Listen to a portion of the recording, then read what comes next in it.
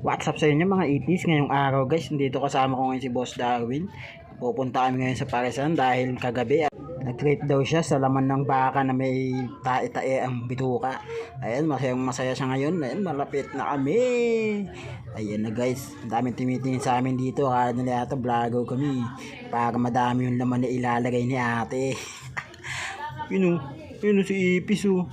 Tingin-tingin pa siya, alam mo kakain talaga. So ayun na nga guys, yun si ate nakasimangot pa. Akala nyo siguro hindi kami bibili. Ayan guys, so tignan yung kanin dito kung gaano kasarap yan.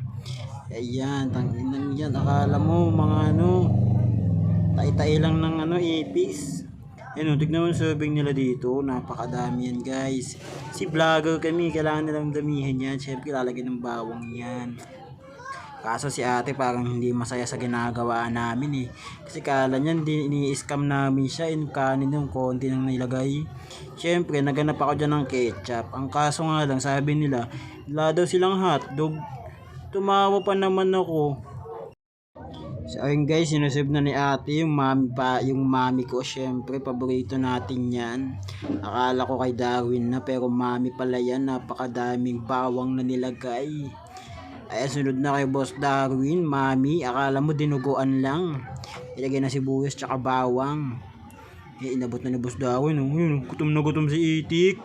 Akala mo talaga may pambayad. Tatakbo lang naman yan, te. Tatakbo yan, te. Si Boss Darwin, hindi yan magbabayad. Ayun na nga guys, nandito na kami. Kumakain na kami. Food trip lang si Ipis, oh.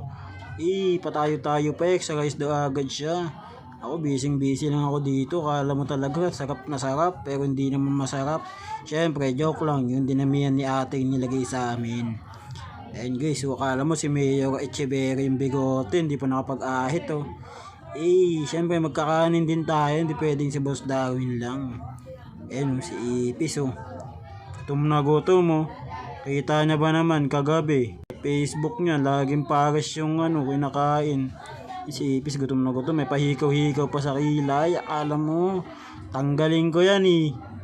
Ayan na guys, ayan na exercise ko. Ayan na si Boss Kenneth. Ayan na si Boss Kenneth kumuha ng noodles, nilagyan ng sabaw. Ang daming sabaw na nilagay. Ayan na, tangina, sarap na sarap. Ang lapit pa ng tingin. Akala mo may hinahanap. Syempre dahil matakaw yung hayop na yan, magkakanin pa ulit yan. Ayan, iniisip niya, kala niya kasya na sa kanya. Pagkakanin pa yan, hingi pa talaga ng sabaw tsaka taba, ang kapal na muka. Ay si Boss Darwin, safe na safe, nilagyan ng sabaw. Ayan na, kinagat na. Heaven. Ayan na, tamang popogi lang si Darwin. Syempre si Ipis dinamihan na naman yung sabaw. Si Darwin, kala mo pogi talaga. Syempre pogi ang tropa natin. Yan, patikim nyo sa inyo. Iniinggit pa kayo guys. Pinapakita pa yung kapagkain niya, di naman masarap dahil maanghang daw. Si Ipis tawa lang ng tawa.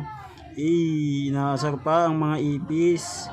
Ayun na nga guys, paubos na yung pagkain namin. Ayan, sinisimot-simot ko na lang. Ayan, kumuha ako ng tubig. Si Boss Darwin, ang dami pang pagkain. Pengi naman ako niyan. Ayaw talaga mamigay. Ayan, tumitingin sa akin. Susunod pa siya. Susunod talaga siya, kukuha ng tubig. Iniwan pa yung cellphone. Balak yatang ipanakaw ng Ipis. Nandito na lang guys, bye bye.